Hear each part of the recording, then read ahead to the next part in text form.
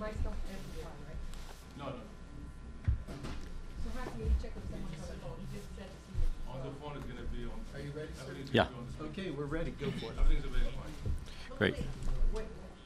It's Royce. Is somebody on the phone?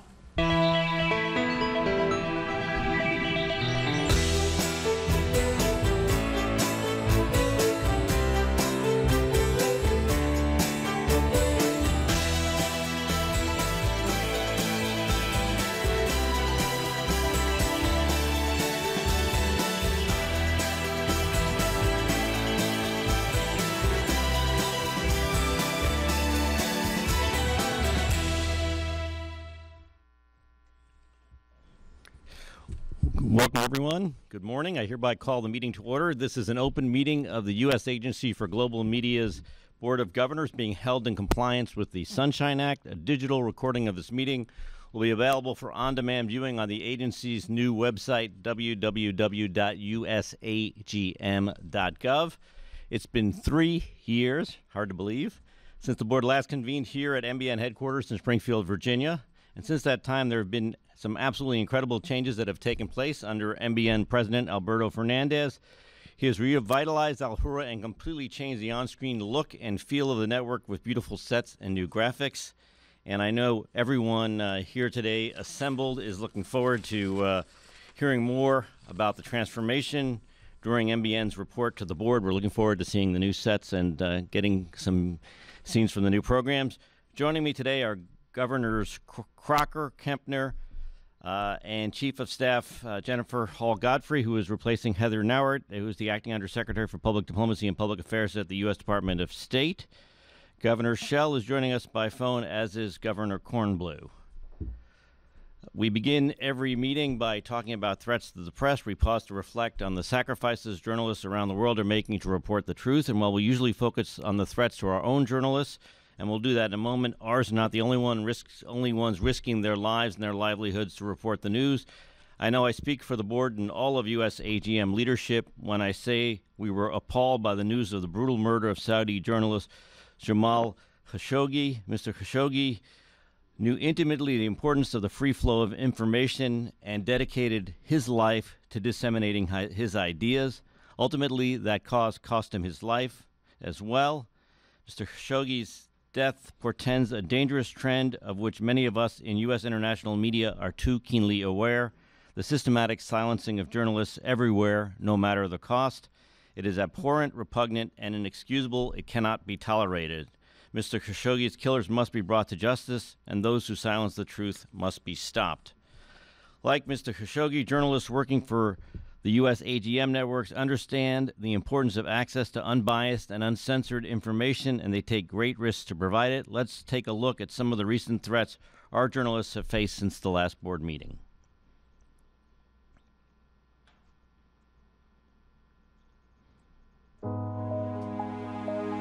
The United States Agency for Global Media operates in some of the most press-restrictive areas in the world. Each and every day, our journalists risk their lives and livelihoods to get accurate and unbiased information to their audiences. Recent threats to our journalists include harassment, attempts to discredit them, and imprisonment. In October, Voice of America Uzbek stringer Mr. Abdul Malik Babayev was detained by Turkish police while he was trying to cover an event in front of the Saudi embassy in Istanbul. He was released the next day, but has been forbidden to leave Turkey. In August, a Ukrainian court granted the country's prosecutor general access to 17 months' worth of mobile phone data belonging to RFVRL investigative journalist Natalie Sedlecka.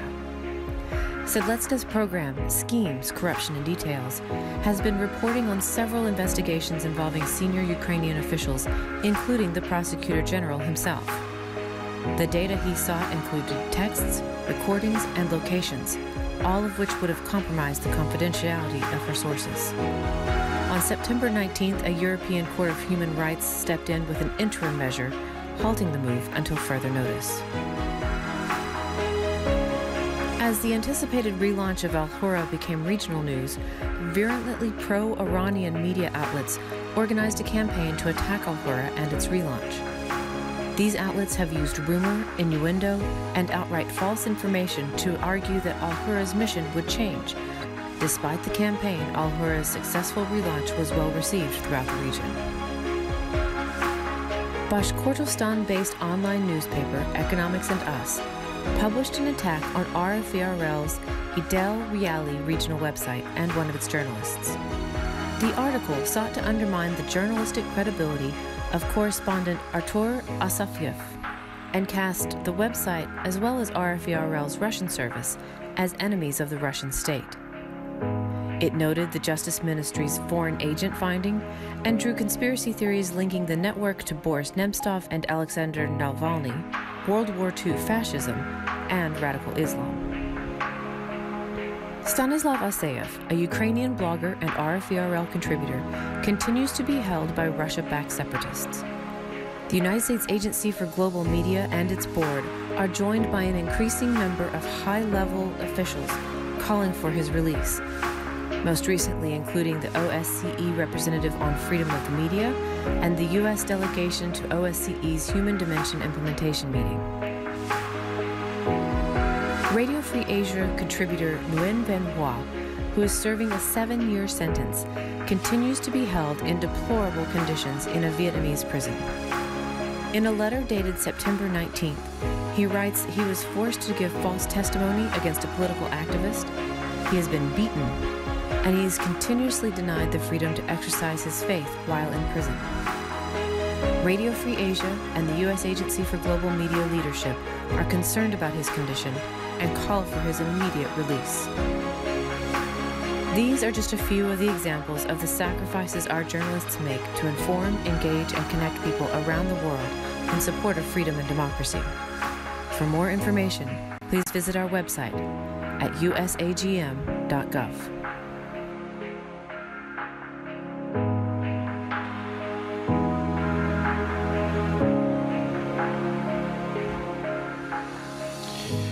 I know I speak for all the board members here when I say, and all the members of the USAGM community, when I say that all of us are heartbroken to see this video at the beginning of these meetings and to see what is happening to our colleagues around the world. We abhor the harassment, imprisonment, and attempts to silence our journalists. Now let's turn to today's board business. The presence of 5 or more governors satisfies the board's quorum requirement. A quorum being present, the board may conduct business based on majority vote. On October 31st, the board received via email materials for the consent agenda, which allowed sufficient time for all governors to review the agenda prior to this meeting. We did not receive any comments. We did not receive comments from any governors. This month's consent agenda is at tabs 1, 2, and 3. At this time, I would like to ask if any governors have any comments on the consent agenda. Do any governors wish to move for adoption of the consent agenda by the board? Great. Great. Okay, wait. Jennifer Godfrey was first. Do we have a second? Great. Governor Kempner? Great. All in favor, please say aye. Aye. Are there any objections? Okay. Right, there being none, so moved. Public comment. The board permits members of the public who register to attend our open meetings the opportunity to speak for up to 3 minutes. I understand Ann Noonan would like to make remarks. Please come to the table and introduce yourself before you speak, and want to thank you for making the trek to Springfield, Ann, to speak to us. Thank you. I represent the Committee for U.S. International Broadcasting. CUSIB supports all efforts by Middle East Broadcasting Network to use its soft power to help restore tranquility to the area. I'd like to take a moment to pay tribute to Marie Ciliberti, who served as a member of CUSIB's advisory board and who passed away last month. May she rest in peace. According to her obituary, Marie truly loved her job working as a broadcaster for Voice of America for over 30 years, broadcasting in Russian to millions of people behind the Iron Curtain. She was also a tireless advocate for employees in the American Federation of Government Employees, AFGE 1812 union within the VOA. Marie was a remarkable resource for any advice about any number of issues, including religious freedom and the importance of radio and broadcasting into China. Like so many people inside and outside of Voice of America, Marie believed something must be done to protect the VOA Mandarin 5 China branch journalists. It's been a year and a half since the Mandarin 5 incidents. Is there any news? This is not an airing of the grievances. Can the governors here today please provide CUSIB with any news about the status of the case? Are all of the board members in agreement with the actions which have left those journalists suspended with pay, effectively silencing their voices and halting their careers in journalism? Will there be a conclusion of the investigation to determine what forces, foreign or domestic, were brought to bear on the broadcast that led to it being cut off midstream? CUSIB also asks when the Cantonese service chief will be appointed, since the previous chief retired in July 2017. How long will VOA be looking into it? The Cantonese service chief is a frontline supervisor position. CUSIB has been told that the pay grade is GS-13 and the position remains GS-13 forever compared with other language services, almost all of them starting with GS-13, but they'll be promoted to GS-14 within 1 or 2 years. Without the Cantonese service chief, the China branch chief may not have any reliable people helping him or her to study, evaluate, and execute the mission of VOA and design the strategy to target the audience and market. In regard to the work of Radio Free Asia, CUSIB is tremendously concerned about China's Communist Party's effort to malign and influence the much-needed narratives and coverage about the resurgence of the Laogai system and the detention of camps in the Xinjiang province. This is one of the most urgent human rights crises today, the oppression of the Uyghurs. The efforts by the CCP to recast this oppression as a job training program should be exposed for what it is. Thanks to Radio Free Asia, the world will not remain ignorant as stories continue to pour out of Xinjiang province about the Uyghur missing family members and multiple detentions. Thank you for attention to these matters, and I look forward to your replies. Thank you very much. And now I'd like to ask CEO and Director John Lansing to give a brief report on agency operations since our last board meeting. John? Thank you, Mr. Chairman, governors, and I'd like to thank Alberto down there for your hospitality today, and we're looking forward to your report as well. Last year, I commissioned a study by the American Foreign Policy Council to take a fresh look at our Persian-language broadcasting across all radio, television, and digital formats. We took those recommendations seriously and are now acting on them. Following the success of Current Time, we are committed now to creating a new 24/7 global Persian language network. The network, that will be known as VOA 365, is led by the Voice of America in collaboration with Radio Free Europe, Radio Liberty, targeting audiences inside Iran and the global Iranian diaspora in major cities around the world. It's a fresh, new, and engaging Persian language programming strategy that will speak to Iran's young, diverse audiences in Iran and around the globe. VOA Director Amanda Bennett is here to tell you more about it. Amanda? Thank you, John. Yes, we're less than 2 months away from the launch on January 7th.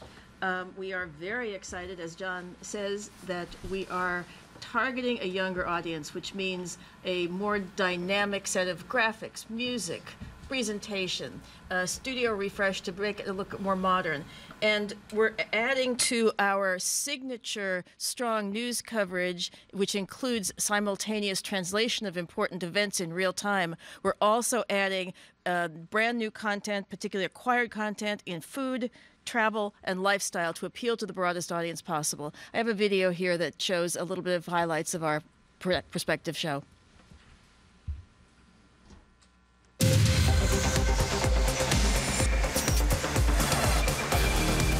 Voice of America is unveiling VOA 365, an innovative network across multiple platforms to bring the world to a new generation of Farsi speakers everywhere. سلام به برنامه 9 شب خوش آمدید. VOA 365's revamped primetime news hour and its other news programs leverage global resources to bring the immediacy of instant news to plugged-in consumers. By partnering with RFVRL's Radio Farda and creating a fresh new look, VOA 365 is meeting the needs of a younger audience. But the building has just begun. This is a decision for the president. Partnering with ABC News will further strengthen VOA 365 in the coming year. Our new science and technology program highlights VOA 365's move to serve the needs of an audience of young people focused on the future. With new or expanded programs hosted by Max Amini and Masa Al-Najad, and with a strong focus on social issues, human rights, and audience involvement, VOA 365 will produce the kinds of content today's media consumer is interested in. And with a wide range of newly acquired programs, VOA 365 will open the wider world to an audience interested in exploration and new experiences. Our mission is to reach Farsi speakers in Iran and the diaspora across multiple platforms through compelling news, information, and entertainment programming. In January, VOA 365 will launch the fully realized network. And 40 years after the revolution, we will be linked with the Iranian people through great journalism and the powerful example of freedom of expression. این صدای آمریکاست. Thank you, Amanda. Governors, any questions, comments? All right. As you know, Tom Kent left Radio Free Europe earlier in September. So here with us today is acting RFERL President Nenad Payek. Nenad will talk about the impact broadcasters are having in RFERL target countries and how it's changing the power dynamic between average people, government officials, and the media. Nenad, before you tell us about the 5 characters we're about to meet, why don't you describe the recent series of cyber attacks as well that you've experienced at RFERL and how you've defended them? Thank you. I think it's the best is to see the video first, and I'll make some comment afterwards.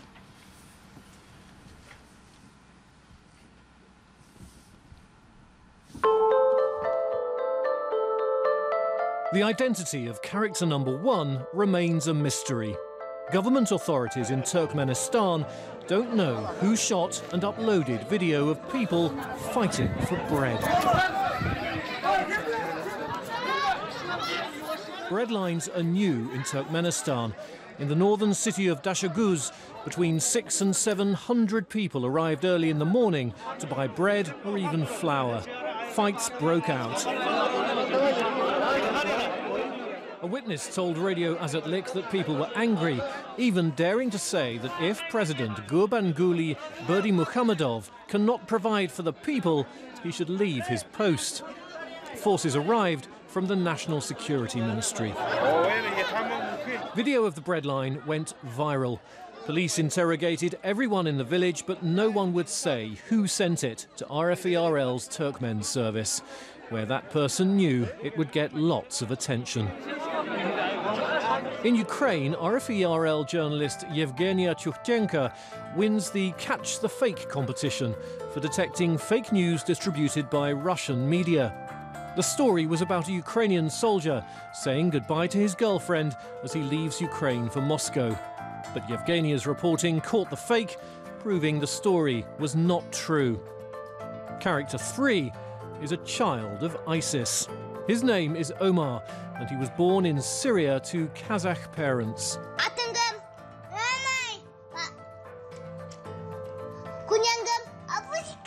People from former Soviet republics traveled to Syria in greater numbers than from any other region in the world. Mukham Betkali made 2 trips to Syria to bring his son and grandchildren back to Kazakhstan. He failed.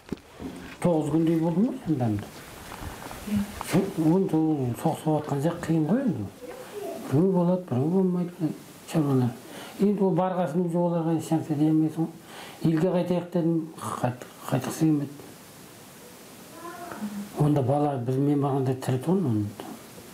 So'ng keyin bir yildan keyin qaytdim. Yaxshi deydi bitta boshqa hech qanday ish ayta qo'ygan yo'q. Немерелеріңіз Qaytamiz dedi ular, olib ketdi. Bo'lgan mamasi Sibirga keyin Sibirga.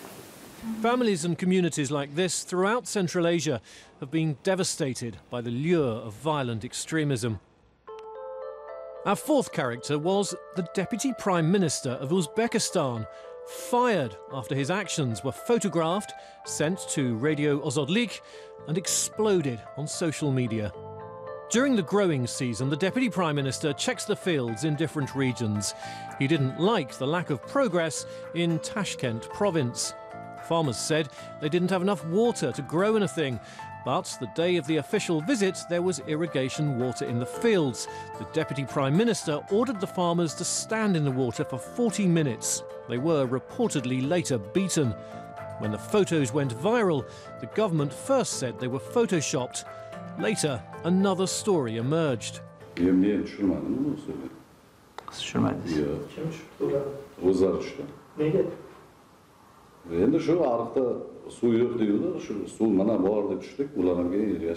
RFERL's Uzbek service reporting was so widespread and the social media outrage so great that the government was later forced to admit that the Deputy Prime Minister was guilty and apologised, saying, "We promise you that anyone, regardless of their position, will be punished." In this case, they kept their word and the Deputy Prime Minister was fired. Our last character is Alexei Alexandrov, Moscow correspondent for Current Time, the media organisation designated a foreign agent by the Russian government. The Kremlin wants to intimidate our journalists, to do softer reporting, out of fear for their own security. Not Alexei. He frequently reports live breaking news that other media is afraid to cover. During a massive anti-Putin protest on Moscow's Pushkin Square, 1,600 protesters were brutally arrested, just a stone's throw from the Kremlin. The event was not mentioned on the evening news of any Russian state TV channel, but Current Time covered the protest live for hours, including when Alexei himself was detained. On his phone, our studio staff heard him being kicked while in the police van. Released about 15 minutes later, Alexei was promptly back on camera, continuing his live broadcast. During the arrest, police threw Alexei's microphone with the Current Time logo on the ground. We considered it lost. But one of our viewers, a student named Stepan, rescued the microphone and brought it to our Moscow bureau the next day. Stepan was just one of 1.6 million social media viewers who saw Current Time's protest coverage that day. Nearly half of them watched it live.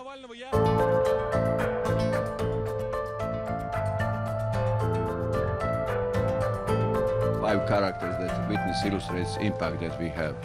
I also want to give you 5 numbers that you might be interested in. The first number, as John mentioned, is 400 million. 400 million is the number of requests that we, when I say we, I mean USAGM, request got from people from Brazil, Vietnam, Indonesia, and Taiwan, hackers. So 400 million attempts in the last 3 days. At first, it was started with a little bit trying to hacking the Cuba broadcasting site, the VOA, Lao, and Burmese, yeah, is that right? Then continue with about 50 million attacks on Current Time, and then they are now looking for the kind of, I believe, weak point, and they launched over 300 million attacks on our Russian site in Kazakhstan. All of these attacks were denied. No results, no negative results on the content or the sites. The peak was 31,000 requests per second. This is one number I want to let you know. Second number is I'm really proud to let you know that in fiscal 18, RFERL registered 2.6 billion views on Instagram, Facebook, and YouTube combined. What is, I believe, great results: 1 billion page views, 500 million visits, and 383 million engaged users on Facebook in the fiscal 18. Last but not least, next year is going to be a tough year because we have elections in Ukraine. We came up with a proposal to arrange the YouTube channel for Ukraine, specifically the program called Elections Without Lies, and I believe we'll make it. Depends on the little bit of support we'll need, but I think this is the task ahead of us. Thank you, Nenad. So 400 million cyber attacks, probably driven by bots, I'm assuming. Yep.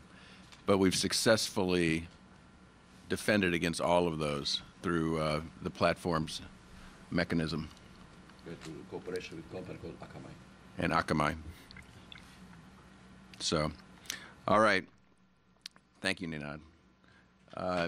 Moving over to radio, TV, and TV Marti. As you all know, we've been working overtime to respond to the terrible anti-Semitic video that individuals at OCB inexcusably and unprofessionally ran back in May, by the way, before Tomas arrived in the helm. We immediately placed those individuals on administrative leave pending an investigation into their apparent misconduct.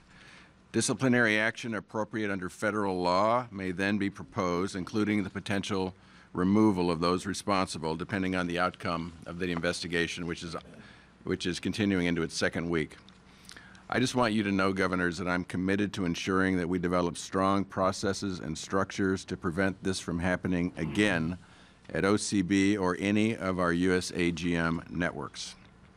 In the meantime, the new director of OCB, Tomas Regalado, has been implementing very positive programming changes for the Martis, and will be using the opportunity to investigate this event and to do a content audit over the last 12 months to support Tomas in his effort to grow and improve OCB's programming. So Tomas, why don't you update the board on your recent changes? Thank you, John. And first I'd like to thank you and your team, especially Nazari and Matt, because you have taken a leadership role in this horrible incident. As we speak, we have people from Washington in our side, and as you have said, there's an investigation going on. The week after Thanksgiving, we will have, I think we have Sean and other members of this agency visiting us for a week. Number one, for a seminar for journalists in terms of diversity and accountability. We have placed actually signs in every desk saying I am responsible for the content of what I broadcast because we are looking for accountability, and we will have more in the next few days and few weeks. The good news is that we are launching on December 1st the most ambitious and important journalistic effort of Radio TV Marti in all its history. On January 1st of 2019, there will be the 60th anniversary of the Castro regime, 4 generations. And beginning December 1st to January 3rd, every single day in Radio Marti, we will have a special 1-hour show called 60 Years. We have researched and produced year by year the history of those 60 years to broadcast to the people of Cuba and the world. On TV, we are producing 15 1-hour TV shows with the history, visual history of 60 years. We have gone to the archive of University of Miami and other, and we believe that we'll be able to deliver the most important radio and TV special series ever in the history of TV Marti, which will be an experience for the people of Cuba. 60 years, and we will be telling them what happened since day one of the first year. We have done about 200 interviews with people that were protagonists and witnesses of what happened. I think that this will be a game changer for the people of Cuba. We also have signed an agreement with Miami-Dade College. We have been given 51-hour show produced by Miami-Dade College Communications Division on Cuban cultural history. These shows will be aired free of charge, and they're hosted by Professor Emeritus Mercedes Sandoval, who is one of Cuba's most recognized anthropologists. On December 3rd, we will be announcing that Eduardo Palmer, an iconic film director and documentary director, will be donating all his life work to TV Marti. 25 documentaries done from the 60s to where he retires in 16. All of these 20 documentaries will be donated to the archive of Radio Marti, and we will start the Palmer legacy with showing on TV and, of course, audio on radio, the Palmer legacy. We also have a small video about the new programming on TV Marti.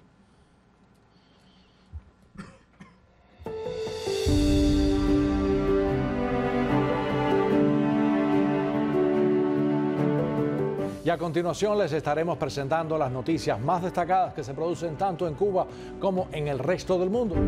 La Unión Europea exigió al régimen de Daniel Ortega poner fin al uso desproporcionado de la fuerza contra los manifestantes.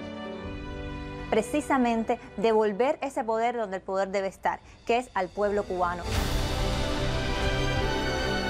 ¿Usted cree que de llegar a la presidencia termine con este programa? ¿O de definir qué el programa determinó pues que se quedaría? Nos estamos enfrentando a este nuevo decreto 349. Eso en mi país antes le llamaban chusmería. Lo único que existe del audiovisual cubano en democracia.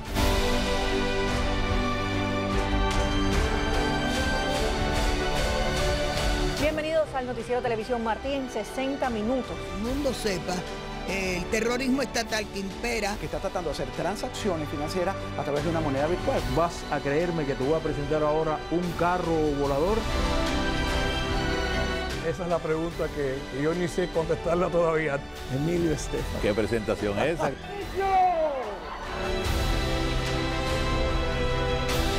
En lugar de un sueño, realmente han encontrado una pesadilla. Hasta el momento fueron arrestadas 21 damas de blanco.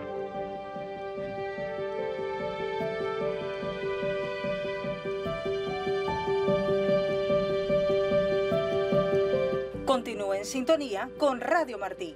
You rock the bells, baby. Para Cuba que sufre la primera palabra.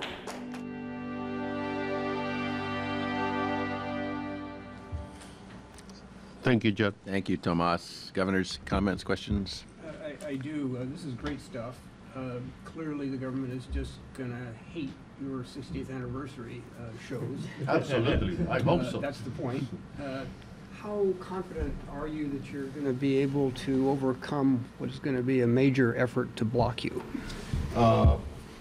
We have, number one, good news. On February, next February, the new transmitters will begin working from Greenville, and we will be able to come in stronger.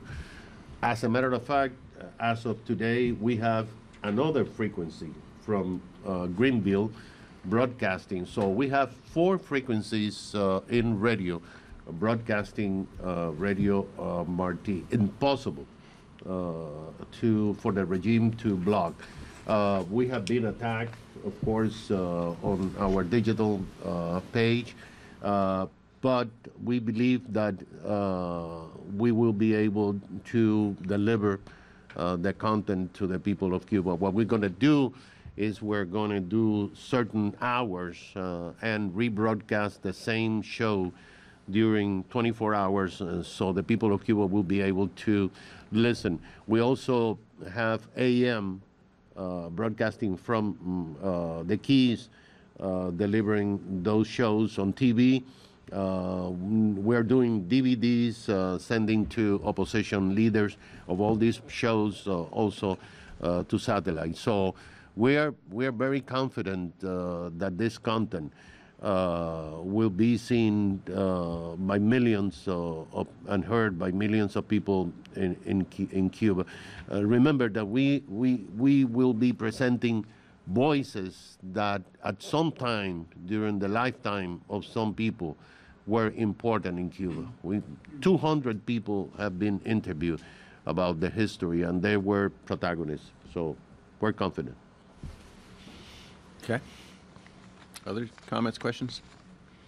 All right, moving on to Radio Free Asia continues to break news on China's surveillance state, the incarceration of Muslim minorities, and the massive expansion of orphanages, boarding facilities for Muslim children. They also continue to inform the rest of the nation about what the surveillance state and the social credit system means to even majority Han Chinese citizens. So, Libby, I'll hand it over to you to update the board. Thank you, John. Before I play my video on our subject of the day, the social credit system, I want to do a huge shout out to Alhurra and Alberto. It seems like everywhere I've gone in the last month, I've been without any kind of leading, having people tell me how wonderful Alhurra is and how balanced it is and how it's the only place in the region that they can get actual views from different sides of an issue. And I just could not be any more excited or proud of what Alberto has done here. So I really want to just let the board know that. Hear, hear. So let's play the video, and then I want to do a little bit truth versus myth on the social credit system, and then 3 takeaways that I think are worth our thinking about. So can we play my short video? This is a piece we did on social media. Ever since the 1950s, Chinese citizens have known that authorities are compiling a personal file called a 档案 on each one of them. Now, in the internet age, Chinese authorities have gone a step further.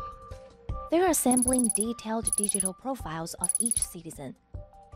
The new social credit system rewards good behavior, such as volunteering in a civic program or donating to charity, and sanctions bad behavior, getting a traffic ticket, smoking in a non-smoking area, cheating on taxes, or misbehaving on an airplane. It's part of an unprecedented set of social and ideological controls implemented by President Xi Jinping. The social credit system is expected to be in full effect nationwide by 2020. A low score can have serious consequences, including obstacles to buying real estate, sending children to private schools, or even traveling by plane. In the government's own words, the system's purpose is to thwart discredited debtors at every step. But you don't need to renege on a debt to become a discredited debtor. Publishing opposing political views or disseminating news that the government doesn't like can lower your score. And one of our biggest concerns about the social credit system is that it is wildly arbitrary of who's going to get punished by whom and for what. Hundreds of millions of security cameras across China, along with police wearing facial recognition glasses, can spot violators in a vast sea of people. And authorities are making great strides toward controlling the thoughts and actions of China's citizens.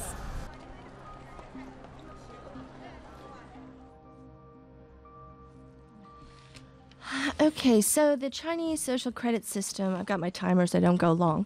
It's planned to be in place by 2020. The reason the date is 2020, because that is when they think the nationwide surveillance system will become online and interoperable with the social credit system.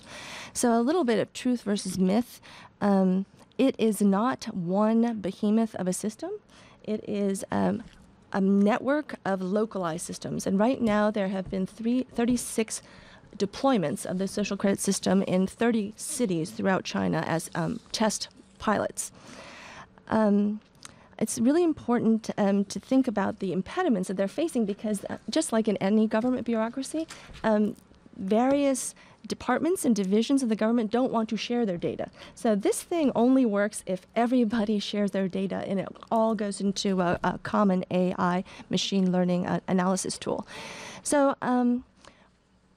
I think that we really need to be careful when we talk about the social credit system because it's easy to talk in hyperbole, and I feel fearful that that feeds into adverse Chinese narratives like the liberal West is denigrating China all the time, or B, worse, that we are giving them omnipotence for which they don't deserve. Not yet, knock on wood. So the three things that I want to raise about the China social credit system, which I think are really important, is unbelievably the power of the Chinese narrative. I mean, when you think about all the censorship and control that they've had in the country, since 1949, you don't really think about how that changes a person's perspective. But in just one of these towns, Zhongchen, China, where there's about 900,000 citizens, they have a fully implemented social credit system there. And every citizen that's been interviewed by any news agency there has talked about how much they love it. They love it. They believe that the total surveillance state and the social credit system will make a safer and more stable society. Those are the pin words, stable and safe society. The crazy thing is in Rongchen, it's so well implemented that they have these giant billboards. You saw these cameras and these monitors that are posted like at traffic lights and stuff. They post faces, addresses, names of people who are the high scorers and the low scorers throughout the city.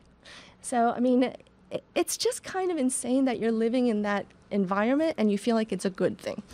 So let me counter that. As Sophie said, the biggest issue with the social credit system is how arbitrary and opaque it is. This is significant because in at least one of the cities that they did a trial deployment of this, the social outrage was so major they had to shut it down. And this is interesting if you're following Chinese domestic politics right now. You know that they're having a very interesting stability issue, especially with Chinese students protesting at campuses about various things, including labor violations, for which many of them had disappeared. Note to talk about that some other time. But we can look at what's happening in Xinjiang and their own application of the social credit system to see what kind of things factor in. Things like your hairstyle, your facial hair, your age, any religious practices you may participate in. If you or anybody you know has ever had a foreign contact, there's a formula in Xinjiang that says, +5, -5, +50, -50. It's all formulaic. But if you think about how arbitrary the factors are that we're seeing actually employed in this in Xinjiang, it gives you an idea of what it can be, and that is what feeds really our fear about what happens in the future. The third thing is I just want to remind the group that Xi Jinping has been very clear about what he thinks the role of journalism is in his country. He says journalists are to carry out the state's goals and to relay these positive aspects to the public. So when you're talking about a social credit system that's going to rate everything you do, including their $3 trillion of e-commerce that happens in China, think about what impact that could have with this as the guiding principle of what social discourse should be. So my clock ran out, and I thank you for your time. I'll continue to tell you about what's happening, but this is just an example of some of the social media pieces that we've been doing to educate people and watching the exportation of this stuff through Southeast Asia, Africa, and Latin America. Thank you. Thank you, Libby. Fascinating. Governors, questions, comments? Let me just applaud Libby. Look, it's what you did on the Uyghurs. You were really the first news service that brought the world's attention to something now that is one of the great, maybe even the leading human rights violation of our time now, the imprisonment of over 1 million Uyghurs, 10% of the population, the disappearances, their homes being taken away. It's unbelievable. It's happened in the USAGM family to numerous relatives of our reporters for RFA, as we know. And now on the social credit system, it's a very disturbing development, and now the mainstream media has picked up on what is going on. It has become front page news in the Wall Street Journal, New York Times, Washington Post, other outlets, and I suspect we'll see the same on the social credit system as well. So I just want to applaud you. Thank you. Thank you so much. If I could just jump in on that. That was exactly the comment I would make on the Uyghurs. I think this is incredibly important. We're watching trends globally that are deeply disturbing. The Rohingya, of course, and in Myanmar, and now this. So commend you and your team for those efforts. They've just never been more important, and I know you'll continue to keep after that. Thank you. Thank you. Thank you so much. All right, thanks, Libby. So, governors, we were fortunate to bring Alberto on board in July 18th, I believe, 2017. And one of the first conversations he and I had was his goal to reimagine and rebuild MBN's networks from the ground up. And today we are about a week out of the initial launch of that 20-month effort at MBN under Alberto's leadership. So, Alberto, I'll hand it over to you to talk about how that's gone and what to look for coming in the next few weeks. Thank you, John. First of all, I want to welcome you all once again to MBN World Headquarters in Springfield, Virginia. Today, indeed, we are marking MBN's growing transformation as being formally rolled out since our official relaunch on November 4th. Last night, we launched for the first time ever live news and current affairs from the Middle East from our new MBN bureau in Dubai as well. The concept for the relaunch began in July 2017. In fact, it began before July 2017. During my first town hall meeting at MBN, when I laid out an ambitious reform program aimed at making MBN's properties, including Alhurra television, truly competitive and relevant in a saturated, politicized, and polarized Middle East media market, and providing a new and distinctive American voice for the region, which is humanistic, enlightened, and reform-oriented. I came to this task as someone who's had worked as a diplomat with media for many years, but also as a consumer and participant of Pan-Arab media.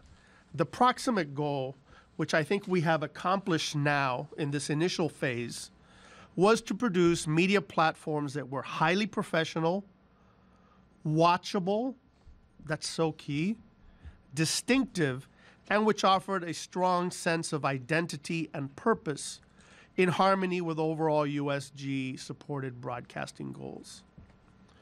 Addressing the major aesthetic, technical, and editorial challenges we faced in this transformation was made more manageable by the strong administrative and budgetary leadership already provided by our Vice President for Administration, Kelly Sullivan. And in 2018, we were able to turbocharge the urgent pace of change with the addition of our new Senior Vice President for News, Content, and Transformation, Nart Buran, and our new Vice President for Broadcast Operations, Michael Marno. In the end, the change which I and others conceptualized was implemented and driven by a team of gifted people on the ground. Now, before Nart Buran walks you through the specifics of the ongoing transformation, here is a short video on MBN's recent relaunch and ongoing process of change.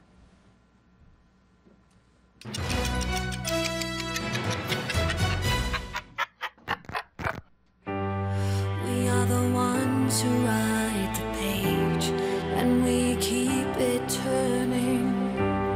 We are the ones who light the flame, and we keep it burning.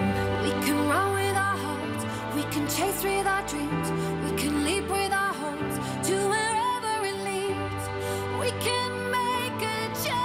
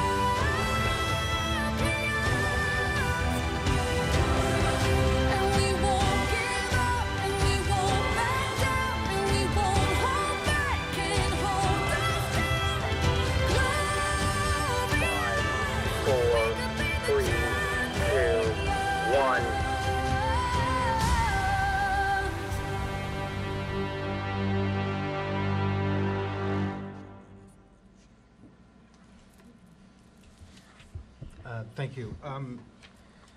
In order to achieve and accomplish what Alberto, the vision that he has put for us as a management team over the last year or so, we really had to take or concentrate on two major areas. One is to improve our linear television broadcast and add a lot more news and current affairs into it, and push our distinct news agenda that was laid out by this vision.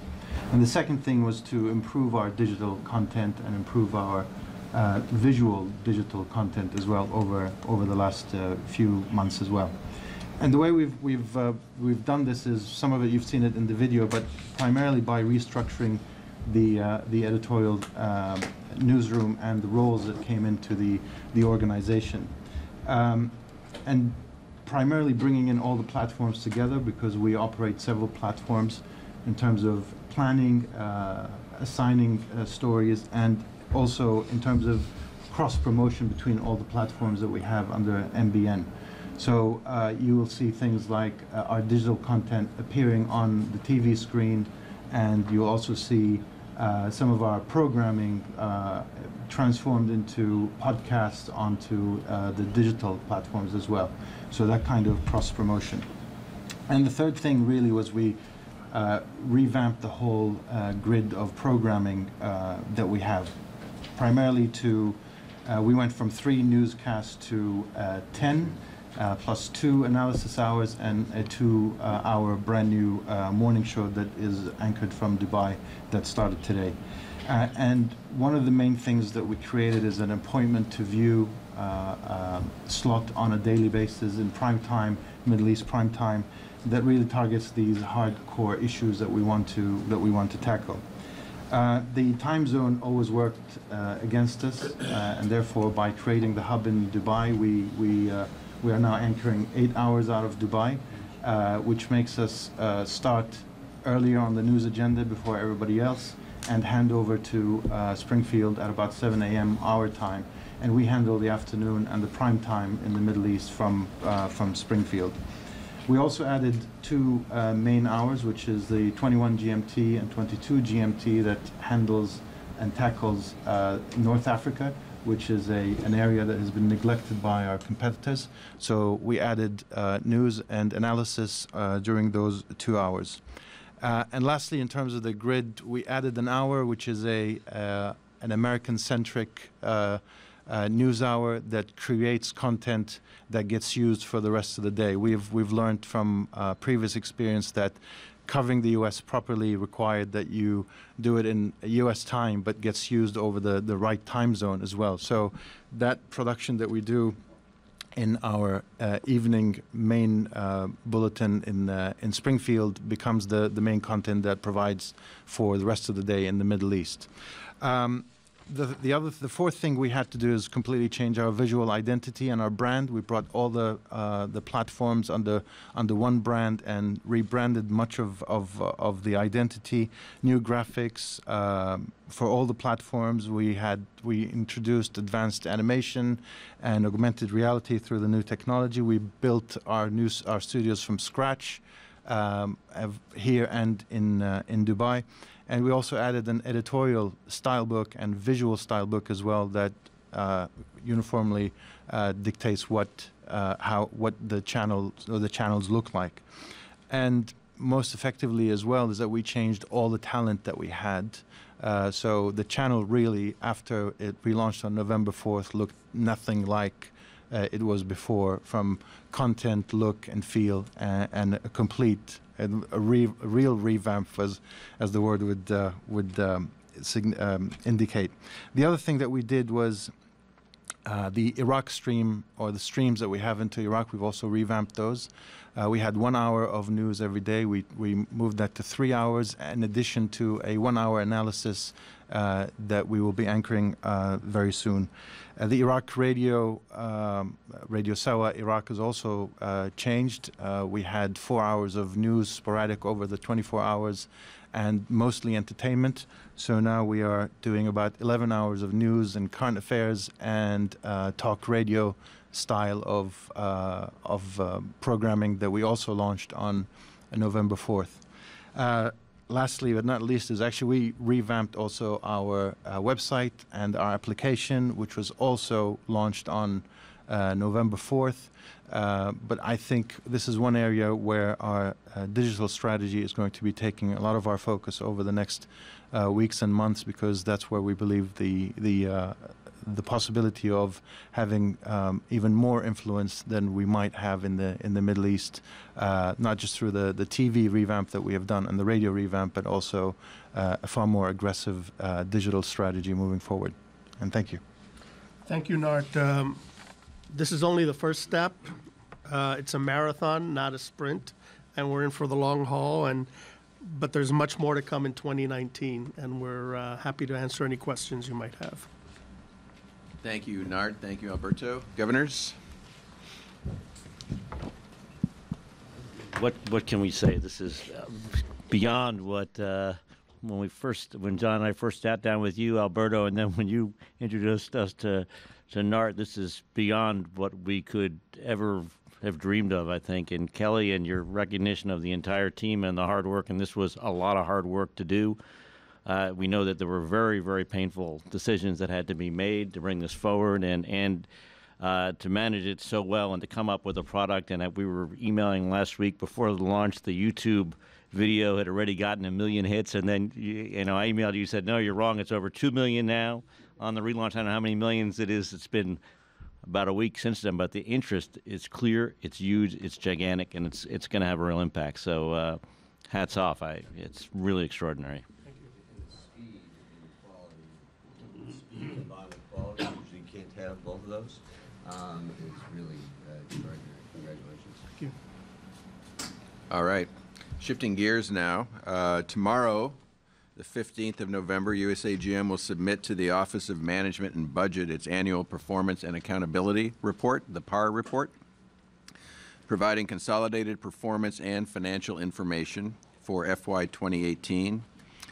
This integrated presentation of the agency's program performance, financial accountability, and managerial effectiveness is intended to assist Congress, the President, and the public in assessing USAGM's performance relative to its mission and strategic goals and stewardship of the resources entrusted to it. The PAR satisfies the reporting requirements of several pieces of legislation. This year's PAR once again provides a clean audit opinion for USAGM's financial statements. Grant, congratulations. As assessed by the Office of the Inspector General and the international accounting firm of Kearney and Company. It recognizes continued progress in resolving important audit findings and advancing best practices in fiscal stewardship of USAGM. The PAR also details substantial improvements in the agency's overall global media reach. Our research found that the programming of USAGM's networks is consumed by a worldwide audience of 345 million people in 58 languages each week, an unprecedented year-on-year increase of 67 million unduplicated people a week. Furthermore, this audience growth occurred in key strategic countries: China, Iran, Russia, and Ethiopia. So for some additional details of our latest research on our global reach, I'll turn it over to our Acting Chief Strategy Officer, Sean Powers. Sean, take it away.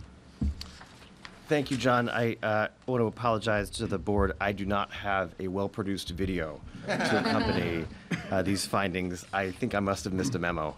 Next time, though. If you'll bear with me for a few minutes, I'd like to walk through some of our highlights from this year's research findings. These reflect an extensive number of surveys that the Office of Policy and Research conducted in the previous fiscal year. We conduct this research to comply with a number of federal requirements, which John alluded to, but also, and just as importantly, to provide information and feedback to our journalists and each of the networks so they understand what is working and what their audiences are looking for in each of the markets we operate in. In 2018, as John mentioned, USAGM networks reached an unduplicated 345 million weekly news consumers worldwide. This unprecedented year-on-year increase of 67 million from the previous year's 278 million is truly remarkable. It is the largest single-year increase in our global audience reach to date. In keeping with industry standards, USAGM measures and reports an unduplicated audience, meaning each individual, regardless of how many times they visit our web pages or how many programs have consumed, only gets counted once. This is a conservative approach to quantifying the audience, as the reported total audience for a network is often smaller than the sum of its audience on each platform. And USAGM global audiences are smaller than the sum of the audiences for each individual network. This conservative approach is used intentionally. I can report with confidence that USAGM reached 345 million adults last year, if not more. In addition to measuring audiences within each network and language service, we also measure our reach via technological platform. As you can see, USAGM reach increased on radio, on TV, and online. Unsurprisingly, our internet audience grew the most, jumping from 45 million to 131 million weekly users. I project this audience to continue to grow moving forward as access to the internet via mobile phones and broadband access continue to climb all around the world. Importantly, radio and TV are still key platforms, and we compete quite well on these platforms in a number of markets. To dig a little deeper, I'd like to discuss our recent surveys from 4 priority countries: China, Russia, Iran, and Ethiopia. A survey of China conducted in late 2017 found that USAGM content is consumed by 6.2% of Chinese adults, or 65 million people on a weekly basis. Internet is the most used platform for USAGM among Chinese adults, with 5.0% of adults consuming USAGM content online. USAGM television programming reaches 1.4%, and radio programming reaches 1.3% of Chinese adult audiences. These figures are considerably higher than previous estimates for both audiences. The survey also points towards concrete impact in China. 9 in 10 weekly audience members trust the content they receive from Voice of America, 3 in 4 from Radio Free Asia. And roughly half of weekly audiences report that VOA and RFA increased their understanding of current events. These are really remarkable findings in a media environment where over 95% of survey respondents could not, unaided, correctly identify a single source of international news. This is to say the Chinese news market is hyper-competitive, driven by local and national brands, and remarkably restrictive to international news networks. Our reach and credibility in this space is a tremendous achievement. A June 2018 survey of Russia found USAGM content was consumed by 7.7 million people each week, or 7.5% of the adult population. This is an increase from 5.6 million adults, or 4.9% of the population, in 2016. The largest audience was online, 5.3 million, followed by television, 2.9 million, and then radio, 1.8 million. About 2/3 of RFERL and current time weekly audiences said that they trust the content they receive from those brands. Around 4 in 10 audience members share content from those networks each week. 7 in 10 audience members said that current time and RFERL had increased their understanding of current events. 6 in 10 said the same about Voice of America. Close to 1/2 of weekly audiences said that Voice of America had increased their understanding of U.S. foreign policy and American society. All of this growth and reach, again, despite operating in an increasingly restrictive environment for our journalists in Russia. A survey of Iran was completed in October 2017 and found that USAGM networks reached 23.4% of Iranian adults, or 14.3 million people, on a weekly basis. This is an increase from the last survey conducted in 2015, which found a 14.9% weekly audience. The majority of this weekly audience comes from television, 11 million people, versus 5.8 million adults for radio and 4.3 million adults for online content. Users, especially multi-platform users, trust USAGM networks. Solid majorities of Radio Farda and Voice of America users reported they trust each network, over 3/4 of RFERL and over 2/3 for Voice of America. USAGM networks in Iran increase understanding on many fronts. 3/5 of past week users of both networks say the content they consumed has increased their understanding of current events. Just over half of weekly users agree that Voice of America increased their understanding of U.S. foreign policy. Over 2/3 of past week Radio Farda users say the network has increased their understanding of current events in Iran. Radio Farda and VOA's strong brand equities will be leveraged as we launch Voice of America 365. This research indicates tremendous desire for our content, and loyal audiences are likely to seek out and share new content from this important and exciting initiative. Last but not least, I want to discuss Ethiopia. This data actually just was finalized about a week ago, so pretty exciting and obviously very current. According to research just completed, Voice of America's weekly audience in Ethiopia increased to 7.5 million people, or 12.3% of the adult population. This audience was primarily on radio, 6.9 people, but also increasingly on television, 2.9 million adults, with only a small portion coming via the internet. The previous survey from 2016 found an audience of 8.6%, essentially all on radio. The survey also found high levels of impact, with 98% of weekly audience members saying that they trusted the news they received from Voice of America, and almost all weekly users saying that VOA had increased their understanding of current events. More than 8 in 10 weekly users said that Voice of America's news increased their understanding of American society, and 9 in 10 weekly users reported that its news helped them form opinions on important topics. More than 8 in 10 VOA users share news from the network weekly. These 4 countries, I hope, show just how diverse our audiences are, as well as how important U.S. AGM journalism is in these crucial and highly competitive markets.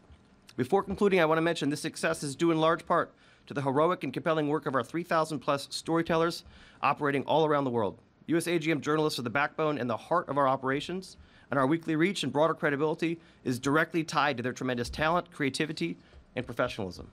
Thank you. Thank you, Sean. Did you say 98% trustworthiness in Ethiopia? 98%. Have you ever seen 98% of anything? Yeah, I mean, Syrian elections. There you go. So that actually leads to a more serious question. How much confidence do we have in those numbers and percentages? Yeah, extreme confidence. Some of you know I come from an academic background. I did this as an independent researcher for a number of years before coming to USAGM, and I've consistently been thoroughly impressed with the quality control, quality assurance process at USAGM. We just since joining the organization 3 months ago, I've seen a number of survey data sets be turned away because they did not meet the rigor that our team has established, including a survey that was just completed in Vietnam. We literally said, no, it's not good enough for us. We have several independent checks on the data before we start to analyze it. And I don't think I've seen this level of independent auditing in a media research organization in my life. So I feel very good about these data points and these percentages and express these findings with extreme confidence. Can I ask a question? Go ahead, Karen. Hi, and I'm sorry I'm not there, so maybe this is evident. But how do these numbers, especially reach, how do they compare with ratings numbers that you might see in the commercial space? How do you define reach, and how does it compare?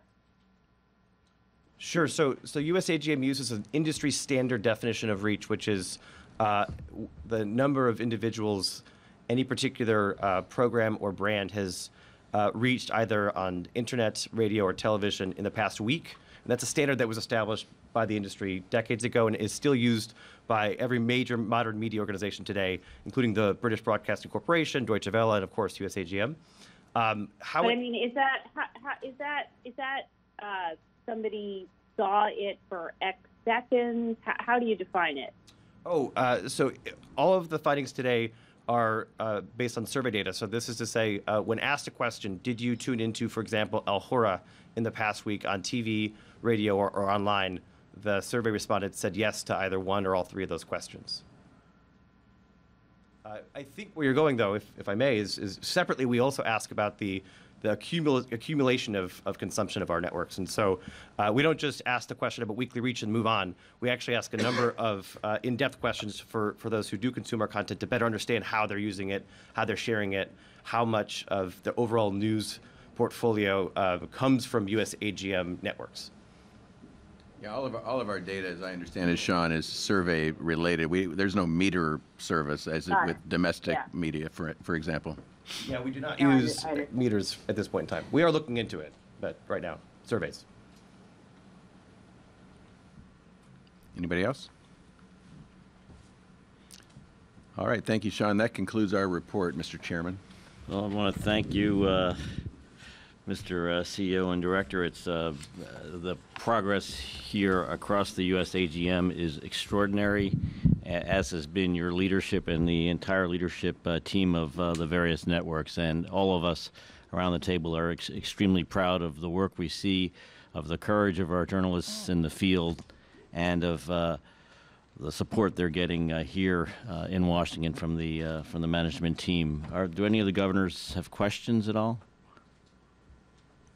Let me raise one, because we didn't actually turn to RFE for Q&A during the discussion. We went right into the discussions. We turned it over to Tomas and the Martis.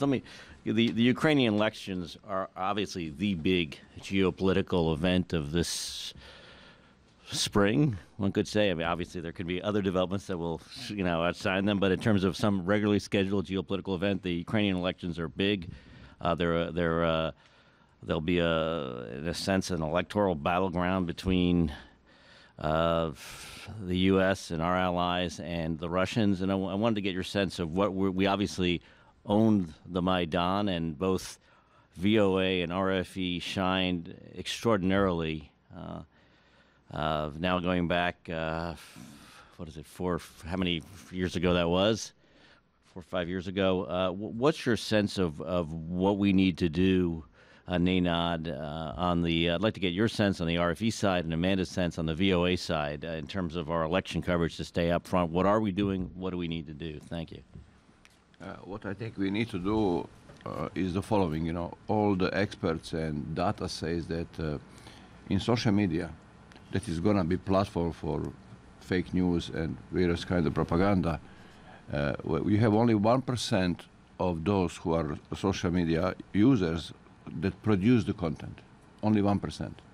9% are sharing the content. 90% are consumers only. What many people are doing, they're actually reacting only on the content produced by these 1%. What I think we need to do, create our own 1%. Create our own content, our facts. Be very active, very proactive. Promo good stories there, and I think with this approach, we can really count on success. You talk about the YouTube channel. We discussed this, and we would like to have a YouTube channel in Ukrainian. We think we can do it because we have a new studio there, very, very, very good one, very new one. Part of the channel is going to be our current broadcasting that we have. Part of the channel is supposed to be, it will be the VOA part of Ukrainian operation, and part of the channel will be a new program called Ukraine Elections Without Lies. The new thing there is that we would like to coordinate a group of independent media outlets in Ukraine that will jointly debunk the lies and jointly post this debunking. And we already have agreement with them, and they're waiting for us to take next steps. Good. Yep. Thank you. Good. Great. Any further questions from the governors? Okay, not hearing any. The next board meeting will be held at U.S. AGM headquarters in Washington on March 6th, 2019. I will work closely with my fellow governors and CEO Lansing to develop the agenda for this meeting. I encourage all governors to give me, CEO Lansing, or the staff input on the topics that you wish for us to address at the next meeting. Do any governors wish to move to adjourn the meeting? I so move. Great. Ambassador Crocker moves. Is there a second? Great. Governor Kempner, all in favor, please say aye. Aye. And this concludes the formal meeting of the U.S. AGM Board of Governors. Again, I really want to thank everyone. This has been another extraordinary meeting, and we see the results, and it's something to be very impressed with. Thank you.